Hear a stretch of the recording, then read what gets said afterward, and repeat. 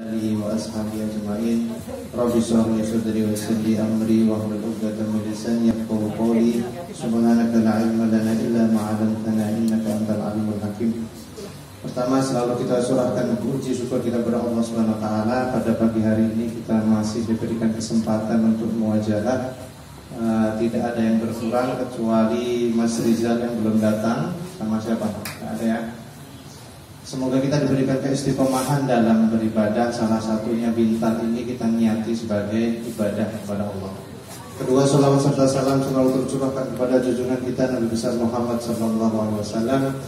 Kita selalu berdoa agar kelak di yaumil qiyamah kita dipertemukan kembali, diberikan syafaat oleh Rasulullah SAW. Saya secepat saja, saya ingin menceritakan kembali salah satu materi khutbah yang tiba-tiba saya ingat. Dari sekian kita hidup, pasti khususnya yang laki, udah ratusan mungkin kita mendengar materi khutbah, tapi entah kenapa yang satu ini saya ingat sampai sekarang. Nah, mungkin saya tidak tahu apakah karena materinya singkat, pendek, padat, jelas, mengena, atau karena kewarokan atau solehnya khotib ini jadi membekas. Jadi ini saya mendengarnya di masjid biasa di Bekasi tahun 2015, nama daerahnya Jatisampurna. Nah, di situ khotib membawakan judul namanya 4 model kebahagiaan. Ya, dikatakan di dunia ini salah satu kebahagiaan dunia contohnya ya rumah mewah, dikasih jabatan, dikasih harta, itu contoh kebahagiaan dunia. Adapun nanti ada kebahagiaan akhirat. Dikatakan Imam Ghazali membagi menjadi 4 model kebahagiaan. Ini mudah sekali diingat karena cuma hanya 4 variabel. Pertama, sa'idun artinya bahagia. Nah, ini bahasa Arab, sa'idun artinya bahagia. Kedua, syaqiyun artinya sengsara. Dunia sama, dunia juga, akhirat. Golongan yang pertama namanya sa'idun fid dunya wa syaqiyun fil akhirah. Mudah sekali diingat. Jadi golongan pertama itu bahagia di dunia dan sengsara di akhirat. Contoh ini adalah Fir'aun. Ya, Fir'aun ini contoh yang terjadi, dia bahagia di dunia namun sengsara di akhirat. Nah, kita sudah banyak di Quran, salah satunya dikatakan alifal yauma nunajjika bi badanika litakuna liman khalfaka ayat. Katanya Fir'aun itu memang jasadnya, kata Allah di Quran, diabadikan untuk diambil ibrahnya bagi umat-umat setelah ini. Saya sendiri menyesal kenapa sudah sampai Mesir tapi belum pernah lihat Fir'aun, karena harganya 200 real. Waktu itu saya sudah menyesal, jadi belum pernah lihat aslinya, padahal ada di museum. Nah, kalau mau lihat juga di YouTube ada, panjang sekali, masih ada jasadnya. Memang sudah dituliskan oleh Allah di Quran tadi, dikatakan fal yauma nunajjika bi badanika. Pada hari ini saya selamatkan badanmu. Nah, itu untuk mengambil hikmah. Fir'aun itu kuasa ada, harta ada, jabatan ada, tapi tidak mau ikut ajaran Nabi Musa. Akhirnya tenggelamkan, diawetkan jasadnya, dilindungi oleh Allah Subhanahu wa taala. Kemudian Qarun juga begitu. Qarun itu hartanya banyak, saat ini di Mesir sana ditenggelamkan beserta hartanya. Jadi ada danau luas, di bawah itu dikatakan di bawah sini ada harta-harta Qarun. Nah, mereka itulah bahagia di dunia tapi sengsara di akhirat. Nah, kalau kita berharap tidak seperti ini. Ya. Golongan yang kedua ini lebih dahsyat lagi, namanya syaqiyun fid dunya wa sa'idun fil akhirah. Sengsara di dunia namun bahagia di akhirat. Ini contoh orang seperti ini jangan main-main. Di dunia tampaknya dia biasa, nggak punya harta, nggak punya pangkat, orang miskin, bisa jadi sengsara, kena penyakit bertahun-tahun. Dia sengsara di dunia, tapi di akhirat dia bahagia. Siapa contohnya ini seperti ini? Salah satunya seorang tabi'in namanya Uwais Al-Qarni. Dia dikatakan tabi'in, seharusnya dia satu zaman sama Rasul, tetapi karena tidak pernah bertemu Rasul, dia digolongkan menjadi tabi'in.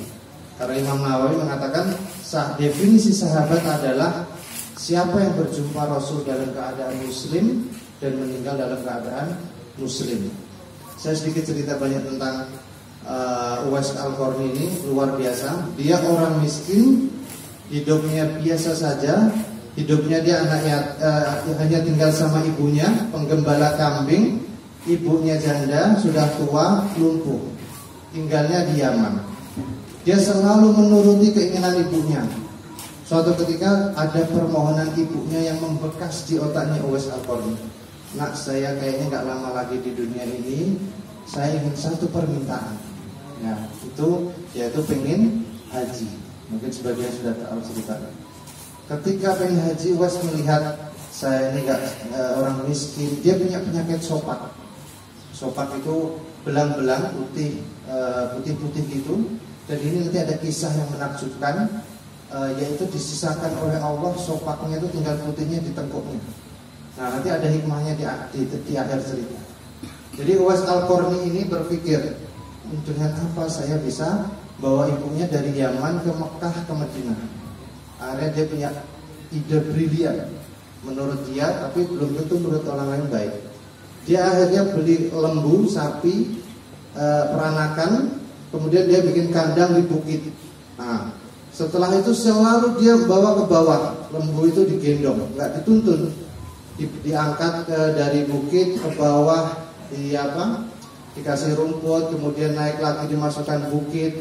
Dengan tujuan apa? Dengan tujuan biar badannya kekar. Badannya kekar, terus dia bisa gendong ibunya, karena dia nggak punya onta, nggak punya apa. Nah, orang-orang lihat seperti orang gila. Uwais setiap hari seperti itu, gendong sapi, semakin hari semakin besar sapinya, sampai 8 bulan badannya akhirnya ototnya terbentuk. Nah, akhirnya pas 8 bulan waktu musim haji sebelumnya, dia melakukan perjalanan, dia gendong ibunya yang sedang lumpuh. Makanya dia dijuluki, kalau kita browsing di Google itu, dia orang yang tidak terkenal di dunia namun terkenal di langit. Itu Uwais Al-Qarni. Kalau diibaratkan sekarang, dia seperti Kapten siapa kemarin yang meninggal itu? Kapten Afan. Dia nggak terkenal sebelumnya, tapi begitu dia meninggal di Sriwijaya ART kemarin, kemudian terkenal karena sholatnya, karena dia baik. Uwais Al-Qarni ini sangat gak terkenal dulu. Sahabat-sahabat gak ada tahu.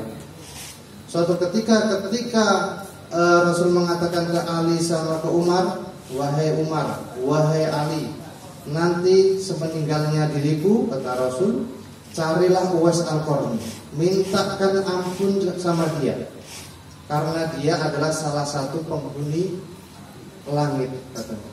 Nah, bagaimana cara nyarinya? Dulu kan nggak ada telepon, nggak ada internet, melalui tadi disisakan sama Allah tanda sopak atau warna putih di tengkuknya. Ada yang bilang di tangannya. Nah itu, jadi jangan, sekali lagi hikmah yang bisa kita ambil adalah jangan kita meremehkan orang karena pangkatnya, karena hartanya. Bisa jadi dia biasa saja, dia sengsara, tapi rupanya dia lebih mulia dibanding kita di samping Allah. Saya jadi teringat cerita Pak Panitra di Panipakan itu. Saya mau subuh terlambat, Pak Panitra pulang sama Pak Ketua yang mengatakan ada imam bacanya surat As-Sajadah, Pak ya. Surat Sajadah. Bayangkan di pojok Panipakan, rumah Bu Emna ya. Di pojok Panipakan, jauh dari ibu kota, jauh dari ujung Tanjung, jauh dari Bagan Syapi, tapi ada imam katanya dia muazin, merangkap Bilal, merangkap imam. Nah, dan dia sholatnya baca surat As-Sajadah. Sedangkan kita aja di sini mungkin jarang, tidak pernah membaca sholat sepanjang itu. Orang biasanya kalau semakin cinta kepada Allah, memberikan bacaannya semakin panjang. Kalau kita mungkin ad-duha ke atas. Nah, dia yang di sana ini bahkan lebih panjang mungkin dibanding kita. Jadi bisa jadi orang tersebut lebih mulia di sisi Allah dibanding kami, dibanding para hakim, dibanding kita semua di sini. Tidak ada yang tahu. Makanya kita jangan sampai meremehkan orang dari pangkat, dari pekerjaan, dari kehidupannya. Bisa jadi dia biasa saja di mata kita, tapi dia sangat mulia di sisi Allah Subhanahu wa taala. Itu hikmah dari kita bisa mengambil kisah Uwais Al-Qarni seperti ini. Kemudian golongan yang ketiga adalah syaqiyun fid dunya wa syaqiyun fil akhirah. Dia sengsara di dunia dan sengsara pula di akhirat. Nah, kadang mungkin muncul pertanyaan, apa ada orang seperti ini? Kalau kita tengok berita-berita biasanya ada di Indosiar, di Busra apa-apa itu.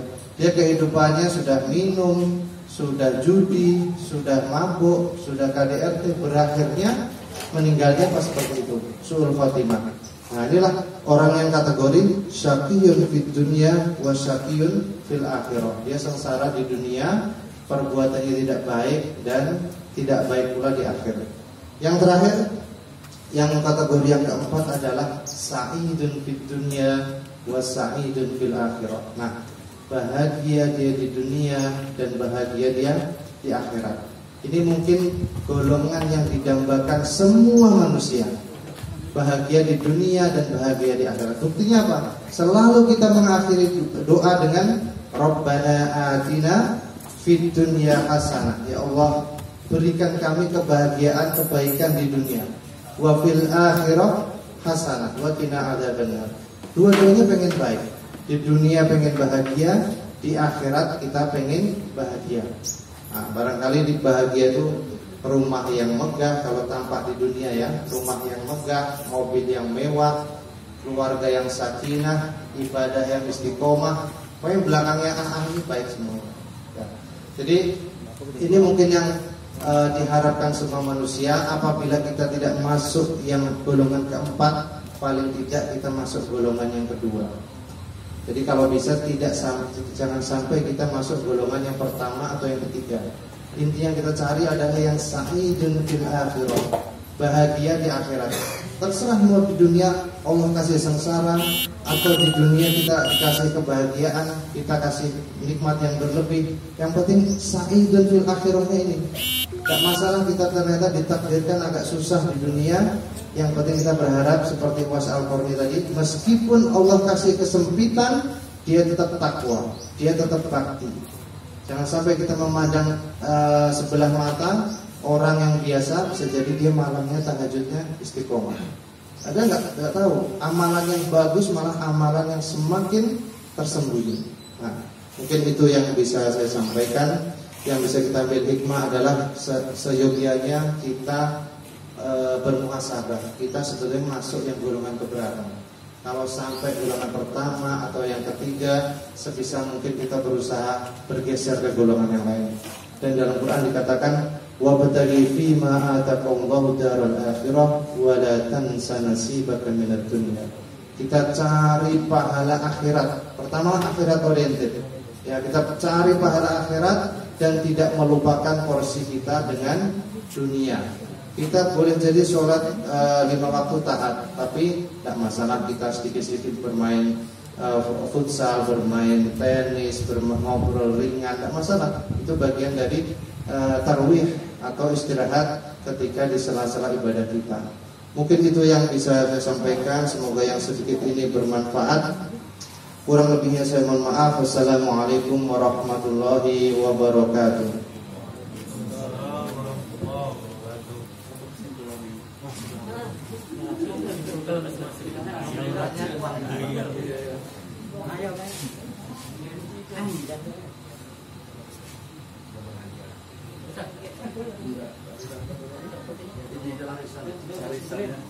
Demikian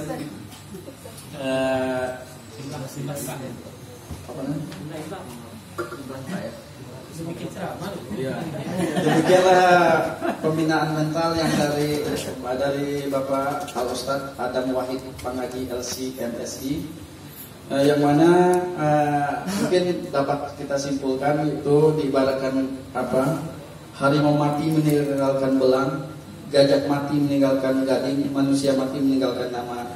Untuk itu setiap orang yang sudah meninggal, setiap kita harus meninggalkan nama baik untuk meninggalkan perbuatan baik lah. Jangan sampai kita meninggalkan hal-hal yang buruk. Namai dimumi maupun lagi gitu ya. Demikian yang dapat saya sampaikan.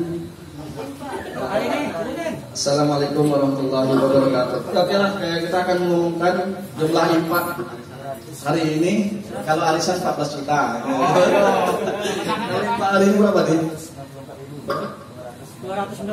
294.000. Alhamdulillahirabbil alamin. Demikian, assalamualaikum warahmatullahi wabarakatuh.